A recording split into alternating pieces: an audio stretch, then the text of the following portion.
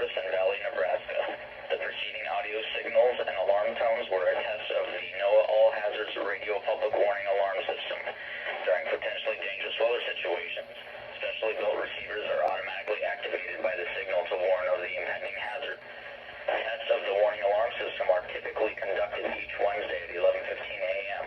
If there is a threat of inclement weather, the test is then postponed until the next available non-severe weather day. The alarm tone causes weather radio receivers with the alarm tone feature to be turned on automatically. This alerts you that an emergency broadcast is about to be made.